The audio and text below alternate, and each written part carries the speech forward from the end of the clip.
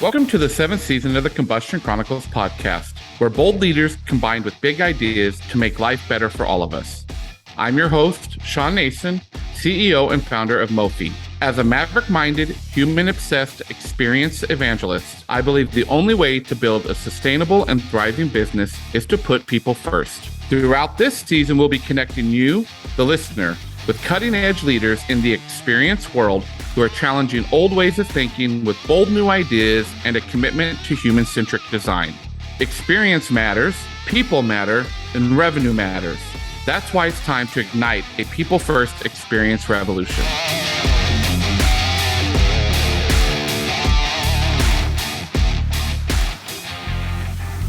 My guest today, Mark Rickmeier, is CEO of TXI, a product innovation company based in the Chicago area. Over the past 20 years, he's created more than 100 mobile apps, custom web applications, and intuitive user experiences for clients ranging from AccuWeather to the Field Museum. But he doesn't just share his amazing ideas with clients. He's also the founder of the Kermit Collective, a high-trust community of software company leaders, and Walk Shop, which organizes multi-day hiking and design thinking experiences.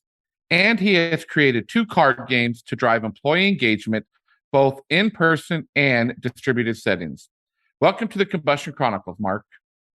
Thanks for having me. Yeah, Mark, there's a lot of stuff just in your bio, but I love how so much of what you do focuses on very different aspects of our what we call our experience ecosystem, from the digital experience, but really into leadership and culture.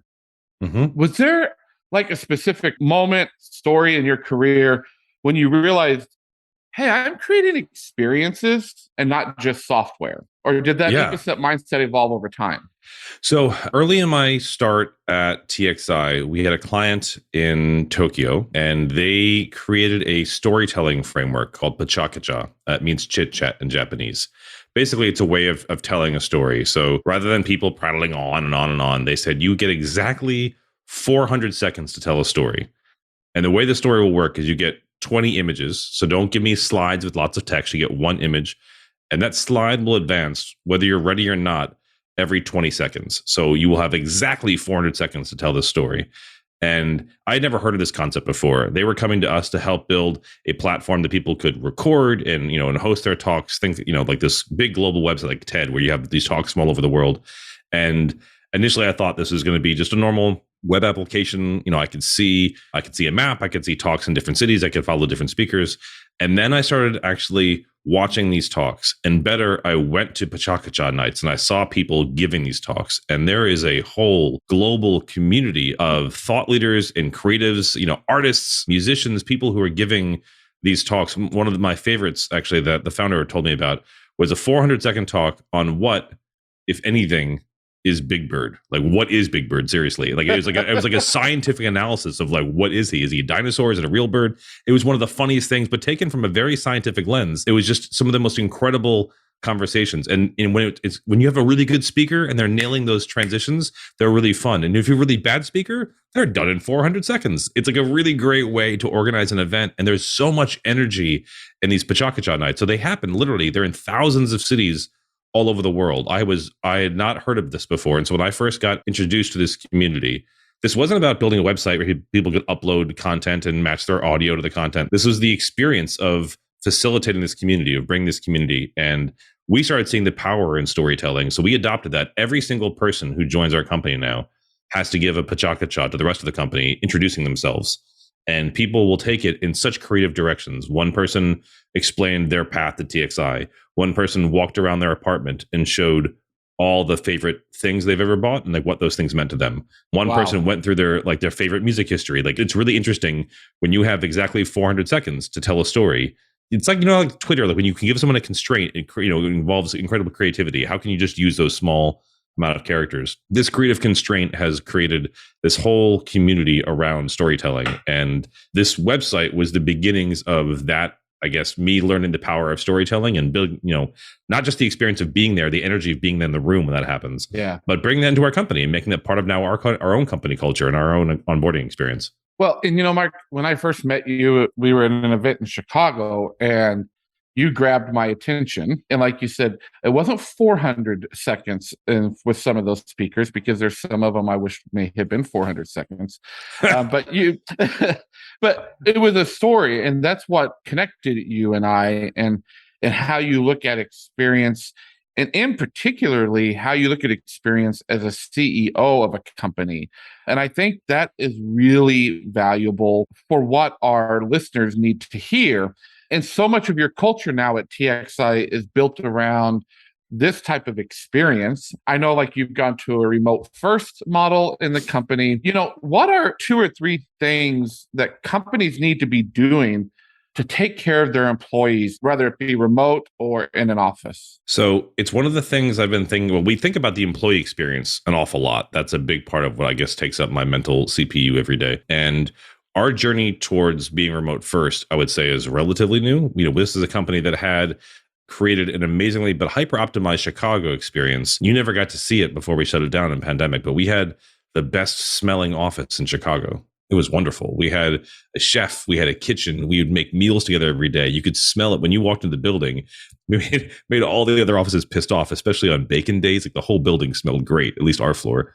And it was and this I love amazing. bacon. Oh God! So when you came in, and clients would just rock up surprisingly at 11:15. Like, oh, what's on the menu today? Like, people would spend time and get away from the keyboard and spend time together. That was a very intentional experience when you think about the cost of building out a commercial grade kitchen, the ovens, the ductwork, the multiple dishwashers in what would have been normally office space.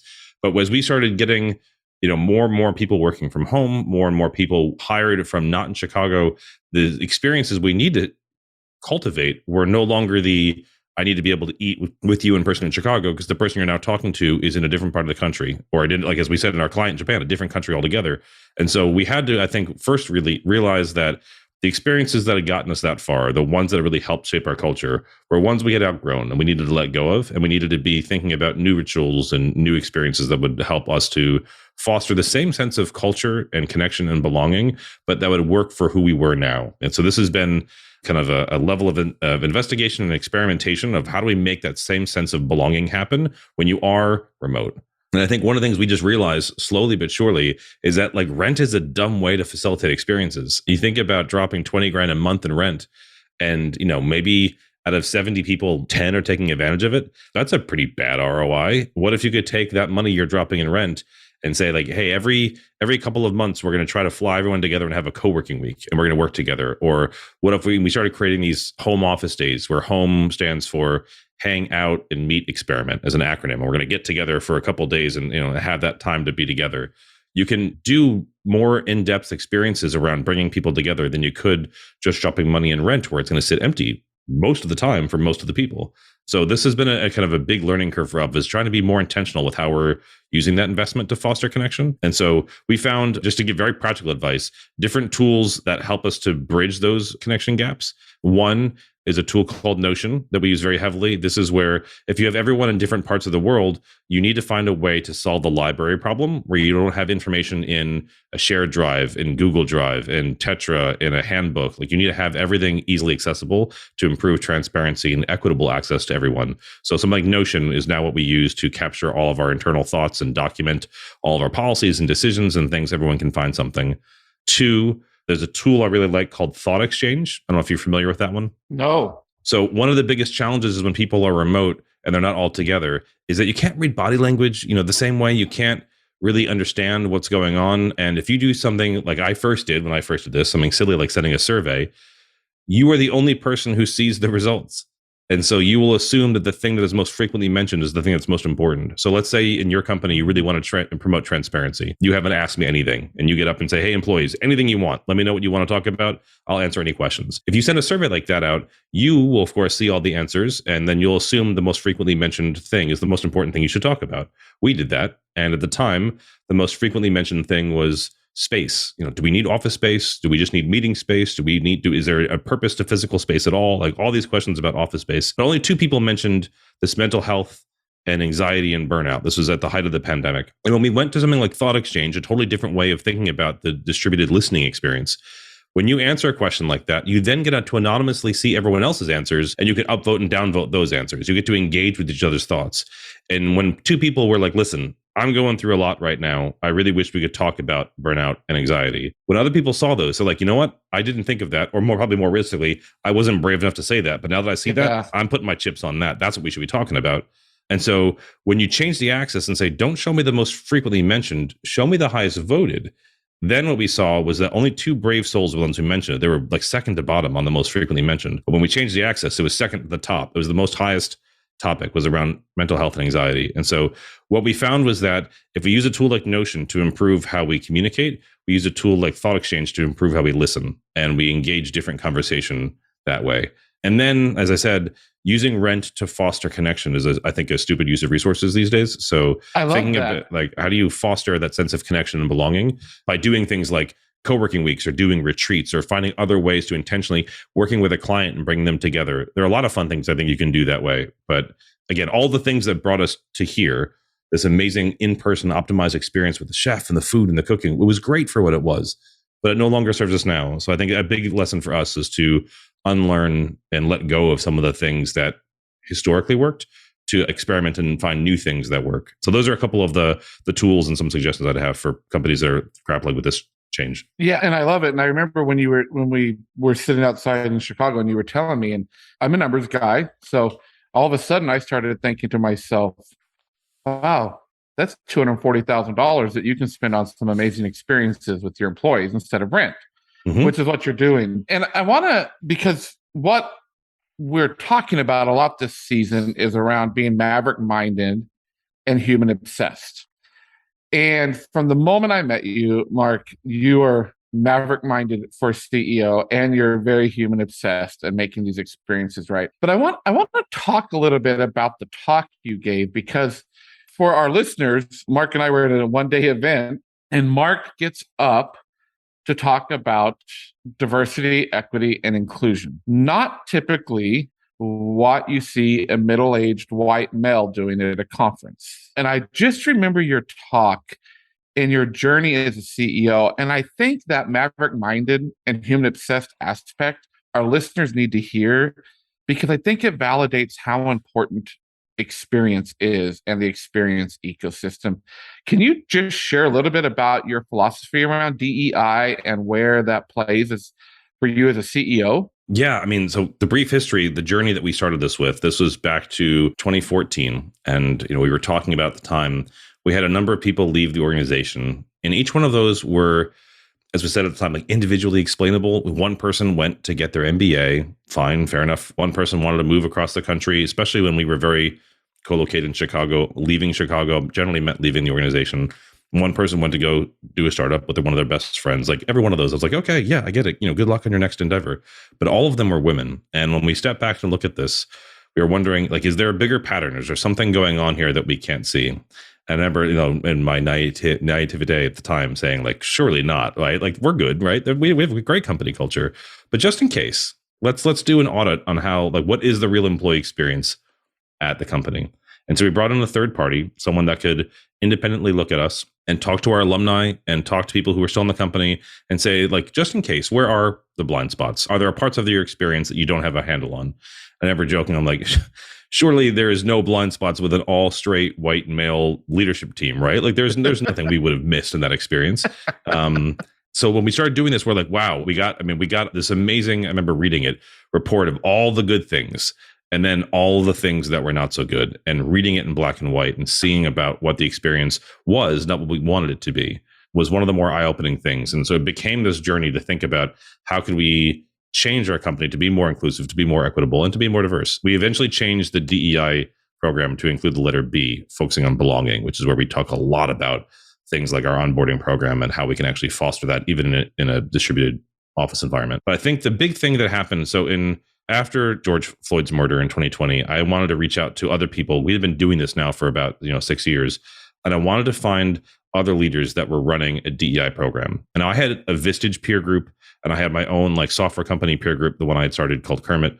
But I wanted to find other leaders that were really invested in DEI, because I was thinking about this. I have a coach that helps me on my sales side. I've got a coach that works with me on organizational development. I didn't have a DEI coach. These are all internal conversations we had. And Loyola University in Chicago was building a cohort for leaders who specifically wanted to learn more about how to drive organizational change and how to actually get involved with other DEI leaders. And so I applied for and got into the very first inaugural program for DEI leadership.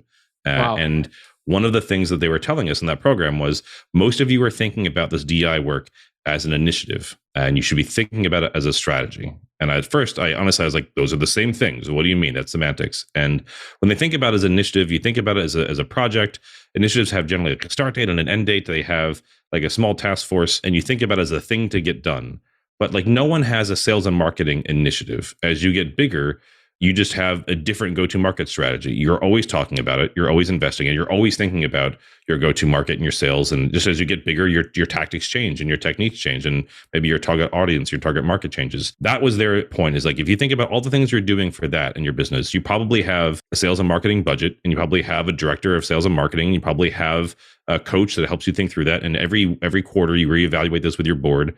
All of those things that make it a strategy, those same things should apply to your DEI focus, that you should have a dedicated budget for it. You should have leaders who are getting trained in it. You should be having an outside coach on your advisory board. You should be making the same metrics that you have and the goals of KPIs you have on your sales side. You should have the exact same things on your DEI side. And it really helped us to kind of think about our journey differently. And this is a company that had been doing work in this space for 6 years going in.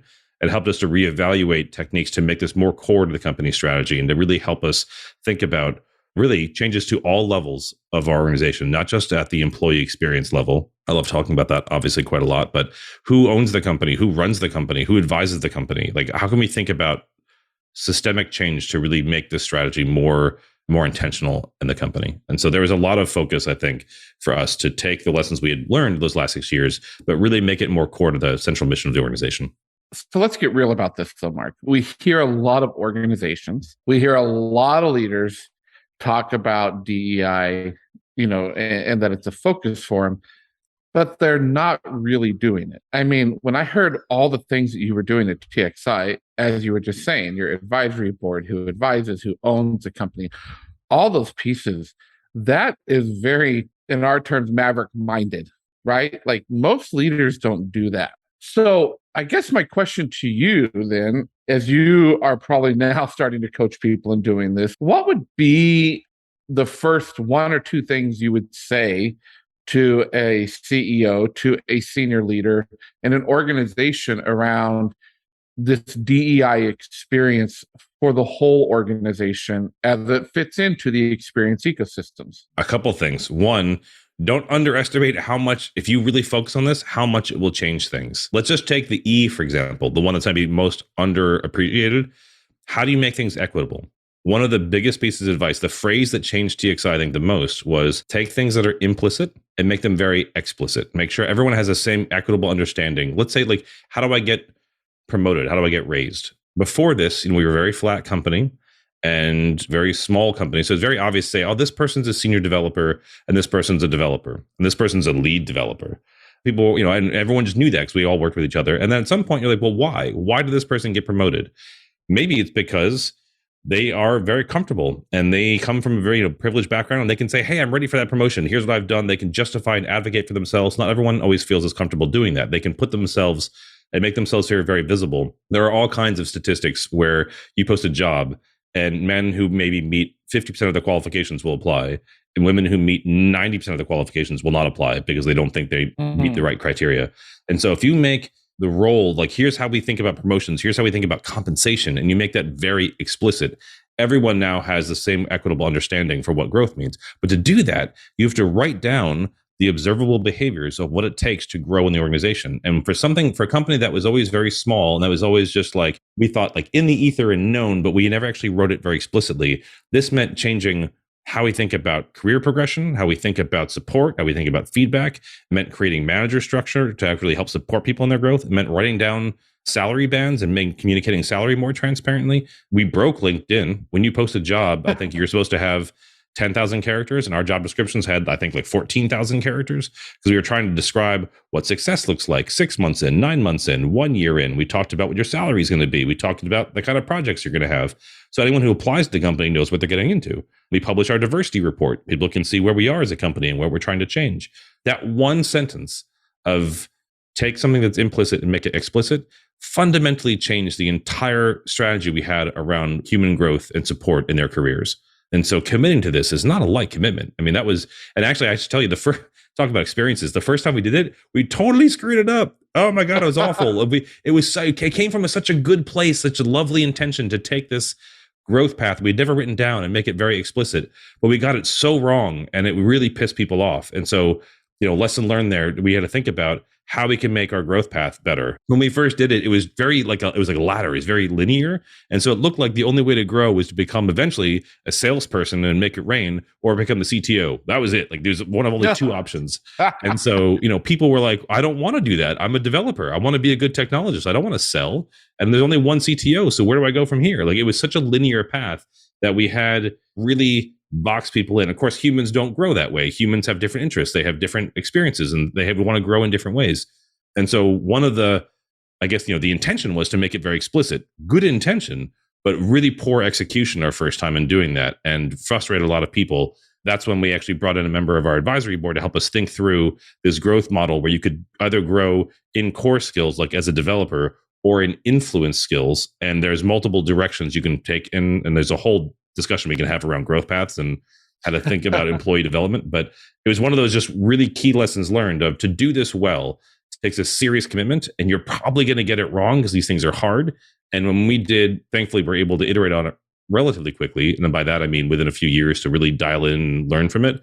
But yeah, it's not for the faint of heart. Taking on these challenges, if you're going to really go from like a initiative driven by a small select handful that doesn't gain much adoption, to a strategy that really changes the core of who you are as a company, it challenges almost all of your company rituals and experiences. It challenges the vision for the company, and even things like how you level, promote, compensate, and recognize people. A lot of those things change. Which goes, I talk about my Disney days. I remember when I was in finance getting that document that said, here are all the core skills. Here's everything. This is how you get your way through your promotion. And how empowered I felt as a cast member there. But you're doing this on a smaller scale. This is affecting your whole experience ecosystem. I don't want to leave out what you're doing outside of TXI either, because I think you are doing some powerful things in the community. When I say the community at large, for leadership. And you talked about the Kermit Collective camps, which I really love, because we're going to do something this winter of 2023 and this term around the unconference approach. And we're getting a lot of feedback on that. Can you tell me, what can other leaders, in your opinion, learn from this unconference approach? Because I think it's really hard, because many are type A personality.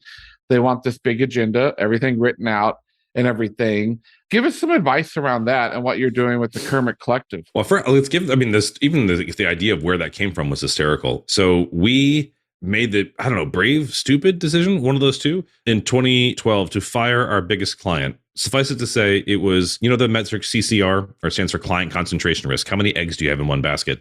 And you never want more than about 20% of your revenue in one area. We had like 55% of our revenue with one client in a very bad relationship. And so to intentionally protect our culture, we parted ways with this client, and then realized, oh my goodness, we have massive problems now. We have a pipeline problem. We have a collections problem. We had a utilization. People were on the beach. They had nothing to do. Like all these things we needed to figure out. And so we started reaching out to our direct competitors just to get a sense of how they were doing, what we could learn from them. I had just come to this company from a much larger global consulting company. And so I thought, I can teach people what I know in some of these areas, but I really need to know about how to run a small, medium-sized business. I'd never done that before, not as an owner, at least. I'd always been like a doer. And so I started this group reaching out to my direct competitors, people who knew exactly what I was going through, who understood the challenges of running a software organization, who had been in the community, people I thought I could learn from, and said, I think there's something to say about the value of what we called cooperation, like direct competitors collaborating together and cooperating together. Could we share more than we could lose from like potential fear of rivalries or fear of competition? And so we rented a house. this is funny. I rented a house that slept 25 people and they all said yes. So I had these people coming in from Costa Rica, Uruguay, Brazil, Scotland, England, and then across the US. They're the best software leaders I knew. And they were all like, we don't quite know what's going to go on, but like, sure, we'll come out and try this out. And so everyone said yes. And then someone's like, Mark, you dumbass, when a house says it sleeps 25, you know that means like 2 people in a king bed and 2 people in a queen bed. You're making your competitors sleep together. You know that, right? And I was like, oh my God, yes, you're right. That's not the experience I'm going for. So I had to go rent 2 more houses very quickly. But the idea was that everyone would come together. And the very first, time we got together, the important thing we wanted to do was the point of this was learning. Rather than getting together and saying, what's that awesome thing you can teach me? We threw all that out and said, actually, what's the biggest mistake that you made in the last year in your role? And we found that if people aren't coming in, chest thumping about how awesome their company is and this amazing thing they did, they wrote this book, they started a thing. If instead they're taking themselves down a peg and saying, man, I really screwed this up. It cost us a bunch. Like I just said, I was telling you about the first time we tried to make our career progressions really explicit, we totally screwed it up. People were able to learn from that and empathize with that. And they built a sense of trust around that. And then the second day we said, now teach us something. But what we want to do is put up a board. And if you've got something you can tell us, something that you think would be valuable for the community to learn, put it on a sticky note and put it up. And then we'll dot vote on the best ideas, what people want to hear from. So the unconference was structured loosely around, we want to learn from each other, but the topics can be what the community votes on. And so we put up things and then people started voting. And so what the topics I would have picked were very different from what maybe what the community ultimately picked. And a lot of it came from how did you recover from that failure? Like you just lost your biggest client. How did you recover from that? You rolled out a program that pissed off everybody. How did you recover from that? Like there were so many good learnings people want to take from the failures. Anyway, so the unconference was always structured around letting the community have a little bit more autonomy around where the day's conversation could go. And we had other structured talks and we had some agendas for the type A group, but it was nice that the community could dictate today, this is what I want to dial into. This is what I want to hear more about. And then because we have a pretty active community, some of the talks that just didn't get enough dot votes, but they were still interesting, we could do later on as virtual calls after the conference was over. We could do later on, through Zoom or whatever. So we've maintained that every time we get together, this collective of organizations we call the Kermit Collective. These are all really high-end, amazing, good software companies that I respect as worthy rivals. When we get together, we will start always with mistake, because I feel like that is the most important way to learn is through admitting and owning up to failure and kind of thinking about the impact that it had. And then after we get that out of the way, then we talk about, okay, what can you teach me? What can you learn? And allow that unconference style approach to let ideas kind of bubble up to the surface. I love it. Love it. Got a lot to pick your brain on around that. So listen, man, you've given us some incredible insights today, but I want to wrap up with one last question. And in particular for the leaders who are listening, what's the best advice you've ever received about leadership? I will caveat this by saying I wish I listened to it more than I always do. And I really try to remember this more. Like I'd like to tell you that I'm always good at this, but it's something I'm really striving to bring back into my life. So the best advice I got, and this was something I was seeing a couple of years ago, is that busy is the new stupid. And by that, I mean, there was a great interview between, it was Bill Gates and Warren Buffett, and they were talking about, show us your daily planner. And Bill Gates held up his thing. It's like, oh, I'm in this meeting. Look, I'm talking to all these people. I got my fingers all over the organization. Look at everything I'm driving. And I think Warren Buffett had like a thing on Thursday. That was it. He's like, the rest of the time I'm thinking and I'm reading. We have a tendency, and by say we, I mean Americans specifically, depending on how global your audience is, we associate busyness with virtue and value. So when you say like, how are you? Americans will always like a pride of honor, be like, oh, I'm so busy. I'm exhausted. I'm doing all these things. And we're generally overscheduled. Anyone during the last couple of years probably has changed their calendar quite a bit to have meeting after meeting after meeting and booking their whole calendar full. And that means you don't have time to think, to read, and to contemplate, really to be strategic. It's hard to be thinking about things like experiences or big changes in your business in between half-hour meetings. And one of the best pieces of advice I got is, busy is the new stupid. You need to dedicate time to have blocks of time, not 20 minutes here and there, to think and to consider and to make that a priority in your life as a leader, that you can demonstrate that not only as a model for others, but to really give yourself time to think about, where am I going with this business and what should I be doing?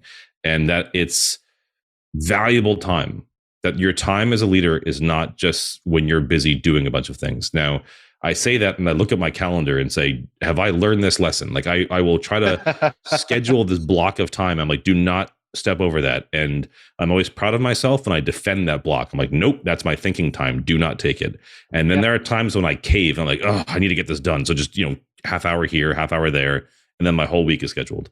It's the best advice I've had as a leader. And I'm being in a moment of vulnerability. I'm still learning that lesson. I firmly defend it. I love it. And I've written this down. So you're going to probably see this on LinkedIn somewhere. Busy is the new stupid. Like, I love it and what it stands for. Well, it has come to that point where we have to start to wrap up this episode. But Mark, we do these things called the combustion questions. And they are 3 randomly selected questions. And you're from a software company. We have this amazing human algorithm back here. And I just got the 3 questions handed to me, so I don't even know what they are. So are you ready for your combustion questions? Sure. Why not? Well, combustion question number 1 is, if you found $100 bill on the sidewalk and you had to spend it on yourself, what would you do with it? Halloween decorations. Every time. Halloween decorations. It's that time, whenever this gets recorded and published, but it's that time of year. And my daughter and I are deep into Stranger Things this year. And she really wants to do a Stranger Things party. And I was like, all right, game on. Let's think about that. And so I just found on Etsy, because of course everyone makes everything on Etsy, a Demogorgon pinata. So we could literally attack it with Steve Harrington's bat. It'd be great. We could have we'd have a whole Stranger Things party going on. So yes, 100%. We've definitely got to talk, because I have a 14-year-old daughter who is into Stranger Things too. So definitely have to figure some of these things out. Yes. All right. Combustion question number 2, couch or recliner? Is my wife getting a say in this? I would say recliner, and I do not control the investments in our family, so we would go couch, because I want to stay happily married. All right. Final combustion question. What do you think about cruise ships? You and I are going to disagree on this one. I think they are floating petri dishes and should be avoided at all costs. I think, especially in this day and age, it is just like you line up for a bunch of mediocre food, takes 3 hours to get on and off the boat. The rooms are small. Everyone gets sick. I see no value in them whatsoever. Having said that, I've never been on a cruise, so I'm judging without ever experienced one. But I got to tell you, it is like, my dad has his 75th birthday coming up. And my sister and I said, whatever you want to do, we'll do it. And he said, great. I want to take a cruise to Alaska. And we said, all right, whatever you want to do, we'll do it. Just not that. Anything else you want to do. So I am... Mark, I've got to school you on what cruises are like. I've done 3 this year. Nobody got sick. So, yes. we agree on so many things. And at this one point, I'm like a hard nope. And I have another very dear friend of mine who says the same thing. He's like, why would I get on that? He also doesn't fly an airplane for the same reason. He's like, it's just a condensed one. So, well, thank you so much. I will let all the listeners know, go out, find Mark on LinkedIn. And if you can't find him, he's in my connections. We will be posting about this episode. Mark, thank you again so much for all these amazing nuggets. And, I think I'm going to close it with just saying, busy is the new stupid. And I love that. So thank you, sir. Of course. Good catching up this morning. Thanks so much for listening to this episode of the Combustion Chronicles. If you've enjoyed this episode, please take a few minutes to subscribe, rate, and review. Remember that I'm always looking to meet more big thinking mavericks, so let's keep the conversation going by connecting on LinkedIn. If you want to discover more about human-obsessed, maverick-minded experience ecosystems, go to mofi.co, where you'll find ideas and resources to help you ignite your own experience revolution. Or go to experienceenvangelist.com to learn more about my mission to challenge leaders to blow up outdated, siloed systems and rebuild them with an aligned human-first approach. And as always, stay safe, be well, and keep blowing shit up.